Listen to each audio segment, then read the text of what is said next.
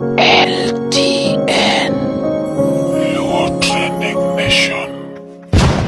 Unaweza tuambia nini kwanza na majina, penye unatoka, alafu area yako, penye unaona hadi wa leo ni nini unaweza sema kwa hii kifo ya Achieng? Mimi naitwa Kim, kwa venye watu wananijua ama Kangaroo Man. Umewahi story yangu ya kijana alikuwa anabeba mtoi na jacket? Ni mimi. Msichana amenisupport sana juu ni wale watu, yani mtu anakuonyeshaje hakuna kitu inaishingi, kitu inaishanga, unaona. Sasa amekuwa customer wangu, tunambeba kutoka Saika, mimi nabebeanga Saika stage, tunamleta mpaka hapa. Sasa tukimleta mpaka hapa, sisi tulipatwa na mshtuko sana juu tulikuwa kwa job, tunasikia. Nikakuja kwanza, mimi niliambiwa kuna madam fulani unabebanga na ashafariki. Nikastuka. Kwanza nilistuka sana. And for now mimi na umango na kichwa throughout. Juu ni kitu, unaona, ni kitu imekupata once, unaona? Ni kitu imekuja ikakupata once kama hujatarajia. Yeah. Tangu akufe, like ni kifo yake uko unajua ndio maana ulishtuka sana? Sikuwa najua. Juu ni kitu mimi nilistukia once ati nani ya yuko customer ule anabebanga wa grao. Unajua huko sasa tunaitanga grao. Sasa unajua kulikuwa na hizi nyumba, kulikuwa ngasa kiwanja, hizo zingine ndio kulikuwa na manyumba. Sasa huko ndio maana tunaitanga grao. Nekora mugi kamora mumi winja debedi kaja chanelo udhuluo sana kendo wan kaja cha kendo wan kai koda driver ma personal driver ma ngama ne nyago chuni gukinyi ni hello niko kwa nyumba nishajitayarisha nataka kutoka ma koro ngama ne go leot awinyo kaja kumulo story moro ni wendi ulikuwa unabeba mtoi na jacket, hiyo tutaguzia, lakini kwa sasa hivi wacha tuguzie hii story ya Nyaronagi Achieng, ambapo venye ulikuwa unaishi na yeye ilikuwa vipi? Hakuwa mtu mbaya. Juu ukiangalia, unajua kuna rumors unasikianga, juu hata ukiangalia kwa area, si unaona pia watu wenye wamekuja hapa. Kama angekuwa mtu mbaya, sionangi watu wakiwa wamefront hivi, unaona. Tabia zake mimi nilikuwa naziko sawa kabisa. Juu mimi hata akiwa kwa gari kama hajafika Saika, anapiga simu, niko karibu. Sasa mimi hata kama niko wapi, sasa inabidi nifike kwa stage ndio sasa nipate hapo. Na akikuja anipokose, pengine mimi niko far, na pigia pengine rafiki yangu namwambia kuna customer wangu anakuja, unifikishie kwa grao. Yeah. Ambapo alikuwa anakupatia customer akiwa na like kama yuko karibu na anataka umfikishie mzigo kwa nyumba, ni wewe tu? Hata akiwa mbali, na mzigo tu inafika, mimi nachukua. Bora unajua mizigo ya masafa inakujanga ikiwa na namba. Saa ikifika mimi naona ni ya nani, napeleka kwa nyumba. Hii maneno yako haikuleta shida na bwanake? Hapana. Juu unajua kuna watu wengine, there are some people, kuna mtu mwingine haezi fikiria mambo mbaya between wewe na yeye, juu si venye wewe uko, yeye ni customer, unaona. Unajua kuna watu wengine tuseme kama bwana yake anaweza kufikiria mabaya na wewe, unaona. But pia bwana yake hakuwa na issues zozote, unaona. Hata kitu ikipelekwa kwa nyumba nini, yako sawa. Alikuwa anapata hakukuwa na ugumu yoyote? Hakukuwa na ugumu yoyote. Nyakora mugi kaja chevinjo kanyo ni weche mana kata no tingo nyakone no kill watch odak ne gimora mwane sawa, gimora mwane sawa. Okay. Kwa sasa hivi venye unaona watu wamefika hivi, inakufundisha nini? Like watu wamekaa kwa mazishi au kwa kuleta kwake tu, hii hajafikishwa nyumbani. Unaona watu wako wengi, na kwanza watu walikuwa wengi ile siku walikuwa wanafanya harambee hadi wa leo. Ni nini unaweza sema, ni mafundisho gani umelearn from here? Mimi kwanza kuna kitu yenye nimelearn kubwa sana, kama kuwa na urafiki na watu na kukaa na watu na heshima. Hiyo ni kitu ingine muhimu sana. Juu unaona hiyo fraud kuanzia mwanzo, watu wanasema wagoi mpaka wamfikishe na yani waone tu amefika salama. Kukaa na watu ni poa sana na heshima. Yeah. Maana yake alikuwa na kuheshimu sana na heshimu like ile friendship between wewe na yeye. na pia mimi namheshimu pia yeye na bwana yake. Juu ukiangalia unajua hata wewe ukiangalia urafiki yenye huyo mtu alikuwa nao na watu na kukaa na watu, unajua area ukikaa na watu na uadui inaletanga maisha mbaya, lakini ukiangalia front ya watu iko sawa kabisa.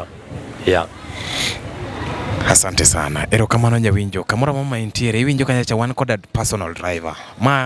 Mara piko mane nyagole from kama owe gi matatu kata gi Uber to ne chope ot. Kanyacha iwinjo weche gi katimore mos kendo gigi timore pile ka pile. Wagoni erokamano kuom bedo kodwa, wagoni erokamano kuom rito LTN manyaka kasani koro wan kodi live. Yes, nimesikia pale umeguzia mahali ulikuwa unabeba mtoto kwa jacket. Imekuwa aje? Hebu niambie hii story. Imekuwa aje?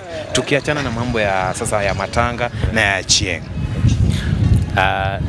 Story yangu it's very hard cause ilikuwanga ni issue za boma na watu wanakosananga, wanarudi wanaelewana.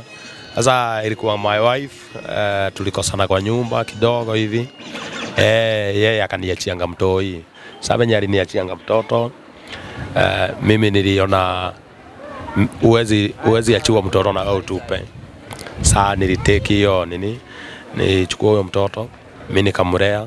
I hope umeona video mingi zangu YouTube. Ni mimi Kim, anaitangwa Kim. Lakini watu walinibatiza wakaniita Kangaroo Man. Waromo kaja kod Kangaroo Man. Yes, ma Kangaroo Man kendo weche gi otimo kae pile ka pile. Ne inya yudo kacha gimoro mosebedo kotimo. Inya yudo kacha gimoro amora matimore kode obdhi pimonwa achiel kachiel wan kodi kaka Team LTN kendo gigi watimo kanyakla. Erokamano. Sasa Kangaroo Man ilikuja aje? Like sasa unajua kuanzishwa hii Kangaroo Man na kupitana na mashida zako. Unaona? Unaweza tuelezea juu pale LTN nafanyanga kipindi naitwa your life story, about your life story. Kama unatuelekeza kidogo tu tunaweza fanya.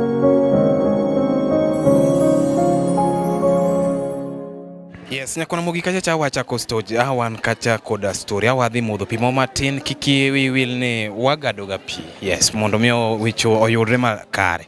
Waneno kacha cartel wadani mondo mio uo kode weche chachore ye kae tupod wan koda interview matina wadwa.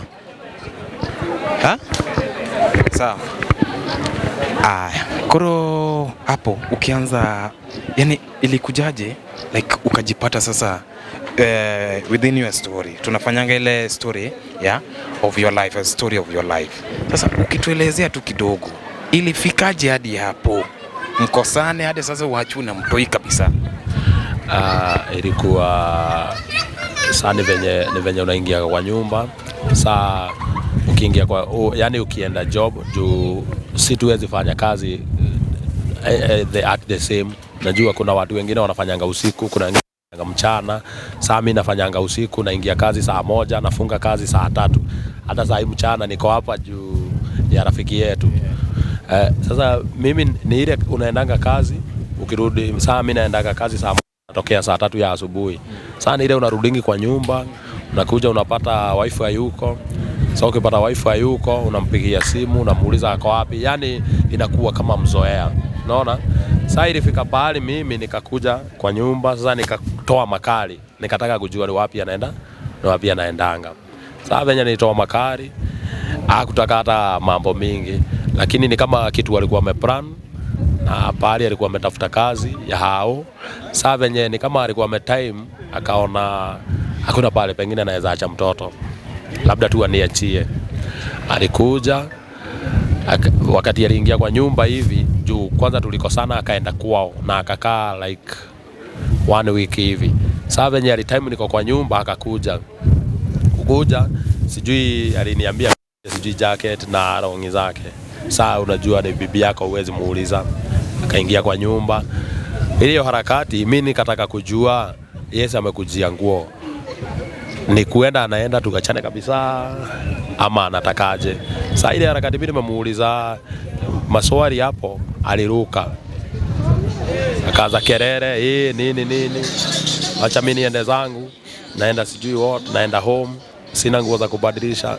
Sasa venye aliniambia hivyo, akaruka kuruka, akafunga mlango na nje na akaniachia mtoto. Sasa kuniachia mtoto, unajua sasa mlango ukifungiwa na nje inakuanga hard sana kufungua. Kama ile mlango ikifungwa na nje, unajua ni kwangu. Sasa nakuanga nimetengeneza kwa njia nje ni ya nje, ya ndani ni ya ndani. I hope unaelewa kama venye ushago tunatengenezanga. Sasa mimi kwangu nakuanga nimetengeneza hivyo. Sawa, wakati aliniachia, sasa mimi nilichukua mtoto, nikapiga hesabu, nikaona huu mtoto siwezi peleka kwetu, siwezi pelekea mamangu mzigo. Sasa mimi niliona wacha nilee mtoto, nijitahidi. Nilitafuta jacket leather 3. Venye nilitafuta leather 3, nilifunika, nikamweka hapa vizuri, design yenye hata nikikubeba hauwezi jua niko na kitu. Hii ulikuwa unambeba ukipeleka wapi? Nikifanya kazi na yeye. Hata ningekubeba au ungejua kama, yani wewe unaona tu, unajua watu wa pikipiki wanaonekananga ni wakubwa juu ya zile manguo wamevaa. Sasa hata mimi ningekubeba ungesema ukijana ni manguo tu amevaa ya baridi. Lakini kuna kiumbe ya Mungu nimebeba. Yeah. Ulimbeba for how long? Nilibeba, sasa ni kijana mkubwa, sasa yako shule. Sasa nilimbeba kitu miezi 4-5. Juu sasa unajua lazima kakue hapo warm. Unajua mtu yeye ana growing juu ya nini? Ya joto. Sasa venye ali grow, tukaenda kuvote. Ilikuwa on the 9 2023. Tukienda kuvote ilikuwa 29, tulienda kuvote date 9. Venye tulienda kuvote ndio sasa nilionekana madama akaniguza hivi juu tulikuwa tumepanga line, akashindwa hii maziwa nimeshikilia hivi juu nilikuwa nanunuanga maziwa nachemusha naweka pari kwa ile nini ya mtoi. Sasa nashindwa hii maziwa anamwagilia wapi hapa. Madama kataka kujua ni nini kufanya hivi, akaona mtoto. Ananiambia what? Nini kama akajipiga selfie na mimi akasema bado tuko line na tunasonga tu. Sasa ndio tulivote, ikatrend mbaya. Yeah. Venye mama alimuona kweli venye alikuacha, aliona picha zako kweli? Madam, aliona. Na alicomment vipi? Madam wa kwangu. Winyikaja chani, weche nobedo matek manya kare madam noneno. Madam venye aliona hii neno, alishtuka kweli? Sana. Alishtuka sana. Juu hakuwa na expect kitu kama hiyo pia yeye. Hakuwa nadhani kana inaweza kuwa kwa online. Akastuka na akaanza kushindwa nini linaendelea. Juu mimi hata venye niliona ameenda, nikaenda hadi kwao. Nikauliza kwani my wife ako wapi? Nikaambiwa ati alienda kazi. Hata wewe uambiwe alienda kazi, si utastuka na si kitu umezoea. Nikauliza kazi? Na nimeliachia mtoto. Nikasema sawa. Saa sikushindania, simu yake ilikuwa mteja. Juu simu yake aliacha kwa nyumba. Aliacha huko kwa nyumba jua penye aliekelea akitoka hakuibeba, alienda. Sasa venye alienda alikaa akakaa kama 2 months hivi, akaona bado na trend. Saa kuna pale palifika akaona watu wameanza kunirushia kakitu. Na watu walinirushia vitu do, mwingine anarusha 100, mwingine anarusha 200. Ndio at least huyu mtoto niweze kummanage poa. Sasa venye niliona watu wamenirusha kakitu, sikuendelea na kazi ya pikipiki tena. Sasa nilikaa. Sasa ndio nilee mtoto juu sasa watu wameona kwa pikipiki ni kama risk. Unaona? Lakini mimi sikuwa risk. Hata huyo mtoto ungemguza hivi alikuwa ako sawa kabisa. Unaona? Alikuwa warm. Hakuwa na mgonjwa. Yaani hakuna magonjwa angepatana nayo. Jacket nimevaa zile mzito. Na nilikuwa na apron nyingine ya jeshi na dunga juu. Sasa huwezi jua Tuko pale na Man Kangaroo. Man Kangaroo mwinjoga huyu ndio Man Kangaroo. Huyu ndiye alikuwa anabeba mtoto kwa pikipiki akikaa hapa, customer ndio huyo. Na ni hii pikipiki. Na ni hii ndio imefanya hizo maajabu zote. Oteki nyakora muge juang. Ingama dwa we nyathi. Ida komonyo mkeni dwa we nyathi. We bechu creative, ubed creative kosamoko bao. Nyathi otwe nungone. Yweche dhi mbele. Ka podi dwaro ni podi sai. Aya, sasa madam venye aliona pale kwa mtandao ukiendelea. Alikupigia kweli akuongeleshe? Ni nini ilifika ukafanya hivyo? Unajua angeweza kunipigia. Juu sasa already kila mtu tempa zilikuwa juu. Juu mimi already tempa yangu ilikuwa juu. Juu unapiga hesabu, mtu amekuachia mtu ina ameenda kazi ya nyumba. Yaani unapiga mahesabu zingine, unajaribu unaona yeye ameacha mtoto, ameenda na yeye ameenda pia, yeye akiwa na tempa. Sasa kila mtu angeweza kunipigia, hata angenipigia angenipata. Juu sasa ile namba sasa nilikuwa natumia ndio ilikuwa natumwa do. Sasa ilikuwa busy 24. Juu sasa unapigiwa na mtu, ukikata hii unasikia, ukikata hii unasikia, ukikata unakata. So line ilikuwa busy mbaya. Hapo nilinunua line 4. Kwa hiyo line nyingine 4. Ile sasa hakukupata kabisa. Hakukupata kabisa. Hadi wa leo ama amkuongea ama alirudi tena kutafuta. Sasa hapo venye hasa nilinunua hizo line 4, sasa unajua hizo zingine zilikuwa za transfer pesa, juu pesa ilikuwa inajaa. Unajua hii jangi kwa M-Pesa ifikishangi hata nini mita. Sasa inafika 299 na transfer kwa simu nyingine. Una transfer kwa simu nyingine. Sasa watu wakaniambianga Kim juu lakini namba kubwa wananiitanga Kangaroo Man. Wakaniambia tunataka ufanye hivi, si hatutaki ubebe tena mtoto na pikipiki. Tunataka wewe mwenyewe kaa kwa nyumba sasa. Hiyo pesa tunadhani inaweza kumanage na nini, na kitu yote unataka weitisha. Watu walinisimamia mpaka wa leo, mpaka mtoto akaingia shule. Saa hii hata nikikuonesha hapa kwa simu ni mkubwa sana. Ni kijana kwa shule, unaona? Niko hapo. Ni kijana mkubwa sasa hivi. Yeah. Ekora mogima ajuang mae nyathi manotinge jacket Huyu ndio mtoto alibebwa kwa jacket. Na ungemwacha saa hii hata ama ungemfukuza, ungetupa mtoto, ungekasirika kabisa, angefika hapa. Hata Mungu angenilaani kabisa. Juu sasa huyo mtoto by the time being yeye atakuja kukutoa pale wewe huwezi jitoa. Unajua watu wengi wanafanyanga aje ati juu sasa mlikosana na boyfriend ama mkikosana ati dem wakikosana na boyfriend anaenda na abort, anatoa mimba. Unajua ajui hiyo kitu huyo mtoto ametoa, ajui angekuwa nani. Unaona? Sasa yeye ametupa baraka yake. Unaona? Sasa mimi singeweza juu mimi niko na roho ya utu. Mimi nilishika mtoto wangu nikasema kwenye tutakufia. Akikufa na mimi nikufe. Juu singekubali kutupa huyo mtoto. Tulikuja tukaelewana na bibi. Wakati sasa after kutrend kabisa bibi niliita my father. My father alikuja tukaongea na my father.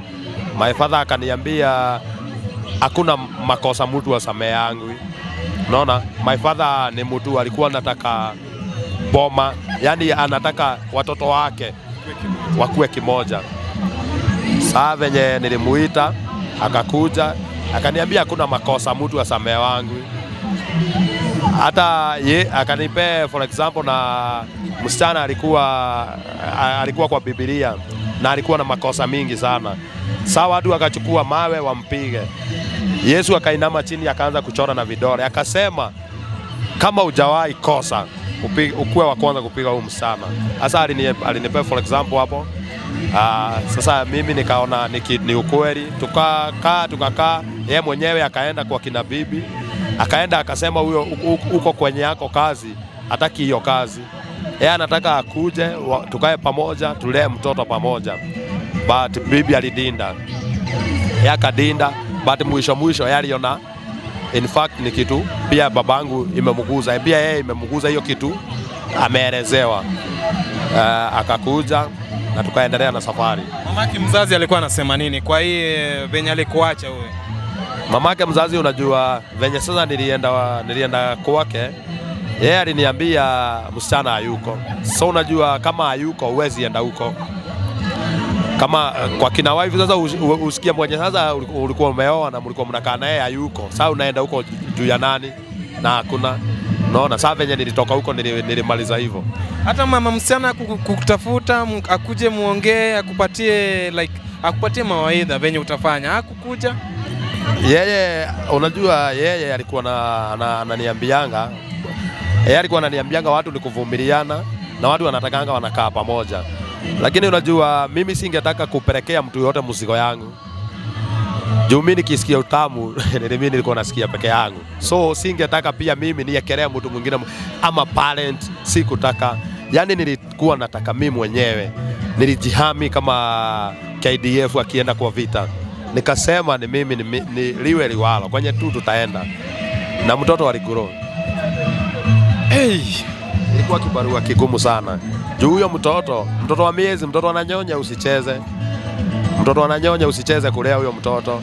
Unaenda bahari unanunua tuwepo, unaenda kwa Brenda, unaona ile kitu ya kusiaga matunda. Unasiaga matunda, inasiagwa inakuwa kabisa. Sasa unaweka kwa chupa, kwa nini, kwa kichungi. Unachunga hizo nini? Yaani vitu zote inaweza nyonga mtoto, unampea. Na akagrow.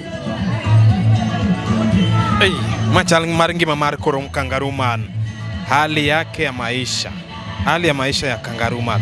Ameishi na mtoto akimnyonyesha tu ndani ya jacket, akimbeba asubuhi jioni hivyo hivyo, na kila siku alikuwa anafanya hivi. Kuna ile changamoto ulikuwa unapata ukibeba ama customer alikuwa sawa? Kuna changamoto ulikuwa unapitia ukiwa naye ukimbeba hapa kwa jacket?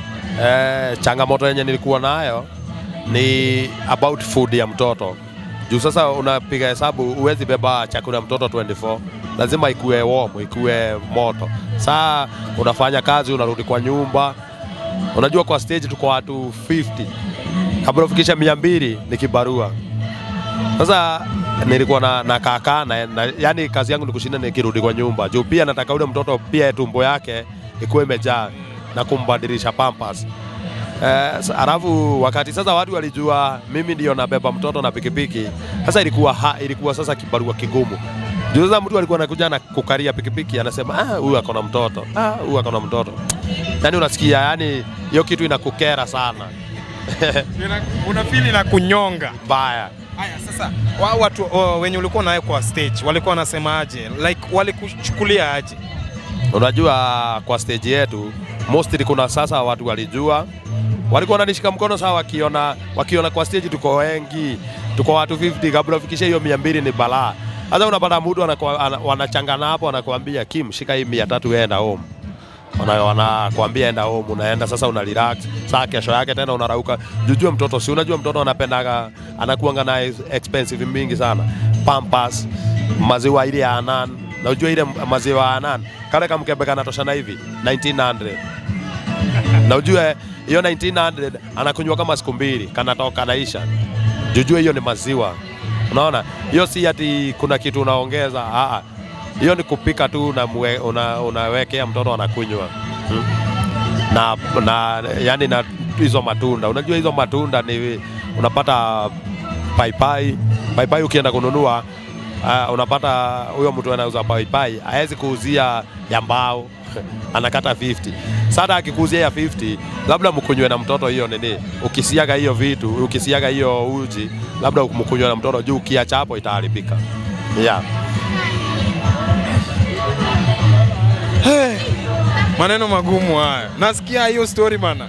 Yaani na feel sasa kani ni yangu. Na hapa kwa plot. Kwa plot sasa ulikuwa unapata uko sawa kwa plot ama kuna venye ulikuwa unapata unapata caretaker pia kuna wewe hapa, majirani au uko na jirani yote mwenye anaweza kuambia leta mtoto bwana tubaki naye? Kulikuwa naye ama wewe ndio ulikuwa unakataa? Unajua kuna kitu mtu anafanyanga juu sasa wewe already on dunia mzima. Unajua mimi sasa nimeonekana na dunia mzima. Already najua wewe ndio uko na mtoto. Alafu uachie mtu huyo mtoto apatikane kwa mambo zingine, watu wasikiange mtoto mwenye alikuwa na Kim kulifanyika kukawa. Unajua kuna watu wale wabaya, si watu wote wazuri. Kuna mtu pengine yeye amekomboa, si ndio? Umwachie mtoto. Ukimwachia mtoto, wewe upate mtoto ameenda na yeye, ama upate mtoto yani ni mgonjwa. So unajua watu wataanza kublame mimi. Sasa mimi niliona hapa penye mtoto anakaa kwa kifua yangu ana grow poa sana. Sasa nikasema sasa ile venye nilikuwa nafanya kazi sasa saa 1 nafunga kazi asubuhi saa 3. Sasa nilibadilisha shift. Ikakuwa sasa naingia mchana nafunga mapema. Nafunga kama saa 10 hivi, masaa kama hii. Shafunga. Sasa nishafunga. Naenda home sasa ni asubuhi nachomoka sasa saa 1 ya mchana na nafunga saa kama hii. Yeah. Alafu Mungu ni mwema. Hapo penye nilikuwa nilijitahidi. Ni kitambo nilikuwa nauza kazi, nafanya kazi ya mayai, nazurulisha mayai. So nilikuwa na save mbao ilifika 10,000. Mungu ni mwema. Hii 10,000 nikaona kulipa rent, nilikuwa na nyumba yenye nilikuwa nimekomboa single ya 3500. Sasa nikasema hii 10,000 nitafanya nini nayo? Nikasema wacha tu niende niulize watu wa ofisi kama kuna pale naweza pata. Sasa venye nilienda nikauliza watu wa ofisi wakaniambia kuna pale tunaweza kupea ka space kadogo ka 10,000. Sasa venye waliniambia hivyo, unajua uwezi nunua pale 10,000 na uko na 10,000. Sasa niliwapea 5 nikabaki na 5. Sasa niliweka tu mabati ya juu nikabakisha huku upande nika fence na karatasi. Na ilikuwa kitambo, ilikuwa on 2012. Yeah. Sasa kijana ni miaka old. Kijana sasa yako na 2 years na 2 years 5 months. Ashaanza shule. Ashaanza shule. With 2 years. Yeah. Nyakora mogecho giwinjo kaya wan kada koda kangaruman. Mae kangaruman muwinjoga, mae ng'ama ne ting'o nyathi e ofuku. Yani oting'e jaget, momi nyathi chak, ma nyathi yieng' maber. Yes, iwinjo kaya cha awakelni chal mar ngima mare kako kalo gi nyathi. Osebedo gi nyathi nyaka skoro sani. Mama mtoto hajawahi tamani kurudi. Venye unajua sasa wakati aliongeleshwa na mzazi, alirudi. Alikuja na tukaendelea na safari, but my father alikufa. Your father dies? Yeah. My father alikufa. Although hata kama alikufa, tena nilikuwa na changamoto kubwa juu sasa alikufa tukiwa na yeye huku, alikufia Kenyatta. Ilikuwa on 28 January, nikamzika date 3. Amekufa kama mama sharudi ama bado? Yeah, kama sharudi na akapewa mawaidha na my father. Unajua my father akimuongelesha, mimi kwanza alikuwa ananifukuza. Ananiambia hebu nataka kuongea na msichana. Wanaongea uzuri na yeye msichana, si yule mtu unajua kuna wasichana wengine Nairobi anakiuka mzazi. Yeye alikuwa anaambua msichana anaambua hivi na yeye anasema hivi. Lakini yule alisikiza ile mzazi alimwambia na akasitiza. Kabla aende kazi tulienda na yeye mazishi ya my dad. Yeah, lakini sasa yeye ako kazi. Sasa ametii na maneno iko sawa. Na akaenda kazi. Na amerudi kwa nyumba sasa anakuwa na mtoto vizuri. Yeah. Ngima nyalo punje, yani ngima usipunya, yani maisha ilifundisha mwanamke penye alienda. Like hata kama alienda mbali aje, alijaribu tena akarudi. Sasa msikilizaji popote ulipo, bedi kung'eyo ni ya tony bo bayo okonyo. Enya bayo migo oko. Pap to yieni goga pap. Lakini dhi duogo. Wawiugi kanyo nikech sa oseng'adowa, nika director kuna ni kanye mwagik godo. Next time wabro yuru kodu e chal mar ngima. Mtu sasa hivi uko sawa na kila kitu iko sawa. Asante sana. Wanikoda man Kangaroo na tumeshukuru sana kwa na sisi Team LTN. Tunajiita Team LTN. Mimi hapa naitwa Jasup the Black Sugar, Jasup Oleng Todwaro. Yes, hapo. Kwa YouTube. Kwa YouTube najiita Jasup TV on hapa tuko LTN na Facebook najita Jasup the presenter. Asante sana. Tuonane siku nyingine, ama kama kuna msikilizaji mwenye anataka story, more story than venye umeleta, tutarudi na tutafute. Pale enda pale LTN, jaribu kutupigia kwa hiyo namba inakimbia hapo chini. At least tutaongea 1 2 3, tupange interview sasa ikuwe mzuri kabisa. Na utuoneshe mama na mtoto wanaendelea vipi. Tungetamani sana tufike kwako. At least tuone mtoto anaendelea hivi na hivi. Just hapa tu karibu Saika Medical hapa. Okay, just text there Man Kangaroo and we will call back. Asante sana. Thank you.